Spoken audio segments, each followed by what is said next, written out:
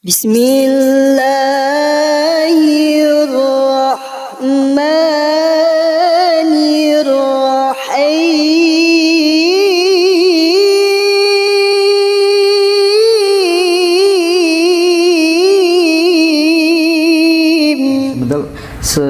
Sebelum dilanjutkan ke yang perjalanan ke ujung kulon tadi kan naik di fase-fase itu sampai kemudian yang paling atas adalah alam cahaya atau apa namanya ya. Apakah itu akan menjadi titik perjalanan setiap orang yang meninggal dunia nanti akan seperti itu? Akan berjuang sampai kepada fase yang atas itu atau bagaimana ya? Ya bisa saja. Bisa saja ya. Bisa saja. Ya, tidak menutup kemungkinan begitulah. Iya. Bisa disimpulkan ketika sampai di alam itu ini sudah sampai pada konsep innalillahi wa inna ilaihi rajiun. Iya. Iya. Iya, gitu ya. Iya. Oke, bisa diterima gitu. Iya. Luar biasa. Lanjut Kang. Sekarang ke ujung kulon. Iya. Sambil rokok aja nyantai. Oh, nyantai. Oke, siap. Nah, kalau gitu saya di ujung desa terakhir ya. Nah, di sana saya ketemu sama warga. Saya nginep di sana dulu. Nah, kamu mau kemana nak? Mau ke ujung kulon Pak. Mau ke pulau namanya Sangyang Sira gitu. Wah itu susah. Gitu. Paling nanti kamu di sebelum pulau itu saja gitu. Nah itu sudah dijaga sama polisi katanya, militer di sana ya, hutan lah. Ya nanti kamu juga ditanyain masuk ke sana nggak asal-asal saja, harus ada izin gitu. Saya nggak ngerti ya waktu itu masih ini ya, masih belum ngerti perizinan dan apa gitu. Polos ya kan? Iya polos. Tapi ya karena perintah guru jadi ya seterobos gitu apapun yang terjadi. Nah alhamdulillah saya berkenalan dengan alam di sana ya, artinya ya sering saya lihat hewan-hewan apa itu di sana, termasuk badak bercula itu saya juga lihat. Itu kalau sore banyak hewan-hewan yang keluar ke tepi pantai itu, tepi pantai itu. Ya takut sih takut, maksa saja ya, saya manusia biasa gitu. Nah, tapi dengan hari ke hari saya sudah merasa nyaman di sana, merasa nyaman. Tidur saya juga harus di atas Mas. Di atas apa Kang? Di atas pohon. Karena saya nggak bikin api waktu itu. Oh gitu. Iya. Nggak terjatuh itu? Enggak, jadi saya pakai sarung, cari pang tuh yang kuat. Sarungnya dimasukin, saya masuk. Jadi kayak kepompong aja deh. Ya Allah. Iya, kepompong aja. Berapa hari itu saya di sana tuh? Nggak ngitung juga. Memang guru saya di situ juga dulunya. Kakek saya juga di situ. Jadi ini proses napak tilas ya? Napak tilas, jadi guru memberi ini peta gitu, peta perjalanan beliau yang juga harus diikuti oleh saya gitu. Oke. Itu. Nah, saya jam 5 itu sudah harus cari pang. Jam 5 tuh baru saya masuk. Nggak ada yang namanya pagi di sana teh. Kapan pagi jam berapa? Karena saya nggak bawa jam. Jadi natural saja. Kalau udah mau turun. Tapi ya masih gelap juga. Saya harus hati-hati. Di sana kalajengking dan sebagainya itu banyak. Masya Allah ya. Tapi karena saya merasa bersahabat dengan mereka, jadi mungkin mereka juga sudah merasa bersahabat dengan saya waktu itu ya. Alhamdulillah selesai di sana, saya lanjutkan perjalanan sampai ke Sekuro di Kerawang itu, di Pulau Batak ya. Saya ambil kurang lebih waktu itu 21 hari karena guru juga berpesan kamu cukuplah 21 hari di situ. Nah kemudian saya pulang, nyampe di rumah, tangga-tangga ya sempat bilang kamu kemana aja gitu. Panjang rambut saya waktu itu, nggak ada yang nyukur. Nggak ada yang nyukur. Nah habis itu saya sudah membersihkan diri. Saya ingat guru saya gitu. Kemudian saya silaturahmi ke beliau, saya sungkem ke beliau. Saya mengaturkan apabila perjalanan saya itu ada yang kurang sempurna, saya bisa melakukannya kembali gitu. Iya, ya nggak apa-apa lah mas, nikmat kok. Gitu ya. Hidup sendiri itu masya Allah ya. Iya. Jadi apa ya, kesan saya sih memang ketika seseorang itu sudah bosen dengan keramaian, memang di dunia batinnya itu mendorong ke sana, mendorong ke sana gitu. Iya. Jadi ini bener-bener ngaji roso ini kan. Iya. Hari ini saya kemarin sebenarnya, aduh sudah ada feeling. Saya pasti ketemu seseorang yang sesuai dengan ekspektasi saya. Dan sekarang terjawab di sini. Terima kasih. Kang Agus tadi bercerita tentang keadaan atau fenomena-fenomena yang dialami ketika di dalam gua tadi. Ini menjawab pertanyaan teman-teman banyak sekali yang bingung soal kondisi bertapa itu kan. Ndak makan, ndak minum, tapi masih bisa bertahan hidup sampai berbulan-bulan, bahkan gurunya panjenengan sampai 6 tahun, 5 tahun barangkali. Yeah. Ternyata disimulatifnya itu tadi ya Kang ya. Yeah. Nah, karena ada juga perspektif lain yang mengatakan ya enggak, orang bertapa itu ya tetap dia makan, terus kembali lagi duduk diam, makan lagi, dan sekarang ternyata kondisinya begitu. Iya. Kita tahu langsung dari pelakunya begitu kan Agus ya. Iya. Oke. Selanjutnya begini Kang Agus, dari perjalanan menjadi musafir hingga bertapa itu pelajaran yang paling penting sebenarnya di mana Kang dalam fase sengsara? Mungkin kan juga nggak banyak uang saku juga ya waktu itu ya. Iya. Apa itu Kang? Iya. Kalau sebelum masuk gua sih saya tuh banyak yang ngasih makanan kan. Oh gitu. Iya, jadi ketika saya jalan, penduduk saja udah suruh mampir gitu.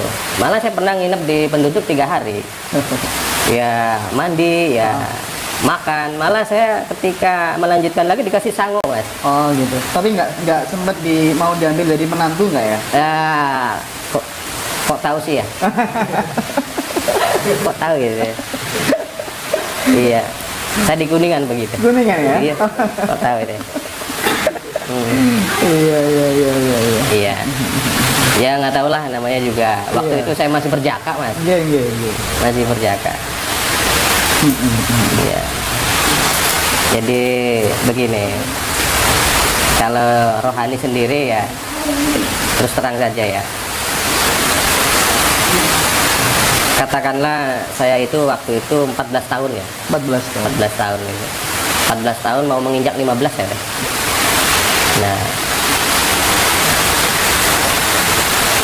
dari awal pertama saya di Gunung Jati itu ya, saya kan disuruh sama guru untuk menghidupkan kolbu. Menghidupkan apa? Kolbu. Hati ya. Nah, karena pastilah orang yang masuk dunia torekot akan ditalkin oleh gurunya, ditalkin oleh gurunya, dibeat oleh gurunya, baru oleh guru diarahkan metode-metode selanjutnya gitu. Iya. Tapi terus terang dari apa yang diperintah guru ke saya ini, nah saya juga masih bingung bagaimana nanti saya menyerahkan metode ini yang ekstrim ini katakanlah mas ke penerus saya gitu loh. Saya juga masih bingung. Artinya mungkin kalau enggak katakanlah dia yakin dengan gurunya pasti susah untuk diperjalankan. Untuk saminawa atau Iya, itu ya kan ya. susah. Nah, kesan saya sih ketika mulai menghidupkan kolbu itu, apa yang memang diajarkan guru itu tepat, benar, dan terjadi ada. Misalnya ada habis zikir itu nanti ada yang namanya kasab ya. Kasab artinya terbuka tirai hatinya itu. Nah, untuk menjelaskan kasab saja susah dirangkai dengan kata-kata itu susah. Makanya hanya bisa mendekati saja. Nah, karena bagaimana akan menerangkan dunia yang belum pernah diketahui katakanlah, jadi susah. Nah,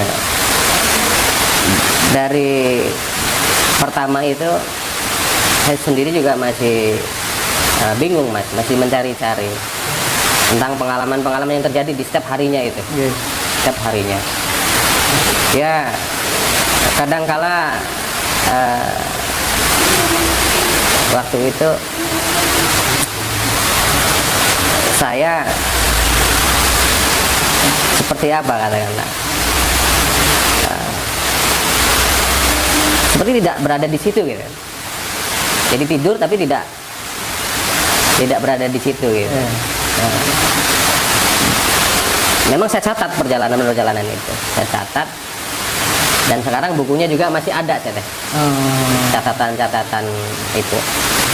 Nah, jadi saya hanya alamiah saja, hanya menerima pelajaran dari guru gitu loh. Apapun yang terjadi dari pengalaman saya memang saya catat. Sampai saat ini insya Allah masih menjadi hafal. Catatan perjalanan sunni kan ya. Iya. Terus ketika kemudian guru memberikan amanah untuk meneruskan menjadi seorang mursyid, itu terjadi pada usia berapa tahun Kang Agus? Jadi guru waktu itu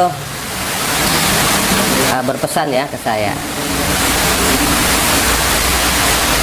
kamu telah sama melakukan perjalanan seperti saya, kata guru.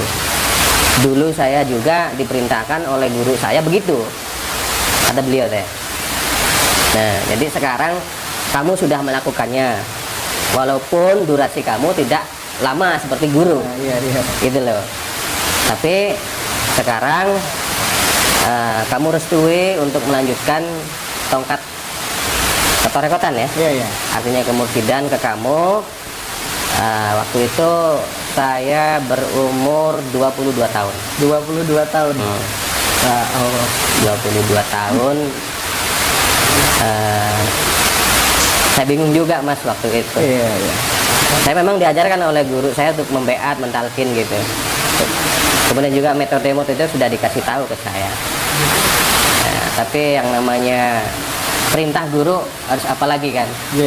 Terus kita lakukan sebisanya, dan alhamdulillah dari tahun ke tahun perjalanan Thorikot Kataria yang dalam sanad guru-guru saya itu alhamdulillah menyebar Mas. Menyebar. Pertama penyebaran saya ke Jawa Tengah. Ke Jawa Tengah ya. Kurang lebih di tahun 2007 ada yang berbeat ke saya, seorang kiai dari Karanganyar, Solo, namanya Kiai Marsam. Beliau pimpinan Pondok Pesantren Darul Arifin. Beliau berbeat. Nah, kemudian beliau belajar. Nah, saya suruh uzlah juga beliau itu di Gunung Semar, sebelahnya Gunung Jati. Beliau saya suruh uzlah tiga hari. Jangan beranjak dari situ sebelum saya datang. Saya sibuk dengan santri-santri ya, sampai saya lupa ke beliau itu. Kemudian saya datangin beliau dengan santri-santri juga. Dan beliau sudah bentol-bentol mas, nyamuk. Oh iya. Nyamuk udah bentol-bentol. Saya rasa ini orang bagus, kuat gitu. Akhirnya saya bina. Alhamdulillah dalam beberapa bulan kemudian setelah dia pas gitu untuk mutawakil ya, mewakilkan saya di sana di Solo gitu. Iya, di Solo ya. Ke Karanganyar ya. Karanganyar. Iya. Alhamdulillah beliau berjalan ramai di sana. Alhamdulillah. Nah, cuman sekarang beliau sudah pulang ke rahmatullah. Oh, kabundut. Nah, sekarang tinggal penerus-penerusnya yang melanjutkan. Nah, habis itu di sekitar 2008-an saya kedatangan Gus Ropik. Oh iya. Nah, mungkin sudah kenal Gus ya. Ropik yang ke Cirebon atau Gus Ropik ketemu di daerah Jawa Tengah? Nah, Gus Ropik yang ke Cirebon. Oh, ke Cirebon. Ke Cirebon, ke tempat saya. Tempat saya.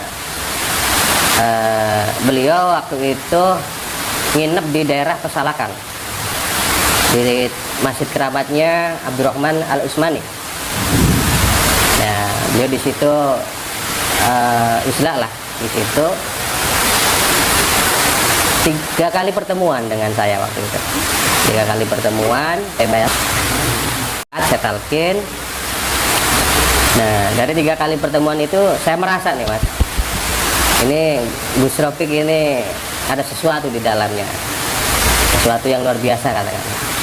Ini kalau dibuka terus diungkapkan ke umum, dia bisa menjadi sesuatu yang memang akan orang cari lah. Nah, dari saya merasa begitu kepada Gus Ropik, akhirnya saya yakin. Nah, saya juga karena diperintah oleh guru, kamu nanti boleh mengangkat mursyid kembali untuk menjadi wakil kamu gitu, untuk penyebaran di wilayah mana. Karena pesan guru begitu mengizinkan saya untuk membeat Mutawakil. nah, mutawakil atau seorang salik yang menjadi mursyid. Nah, kemudian saya perintahkan ke Gus Ropik untuk mengembangkan di sana di Jogja. Memang beliau waktu itu sedikit gimana gitu, kayak orang nggak ini aja, nggak yakin dengan dirinya. Ini saya belum belajar apa matang-matang sudah disuruh jadi apa? Jadi mursyid di sana. Tapi begitulah. Saya beri pedoman inti yang dari guru-guru itu. Nah, agar siapapun saliknya, siapapun mursyidnya nanti itu harus sering berdiam diri agar kecerdasan semestanya itu semakin meningkat. Nah, dan alhamdulillah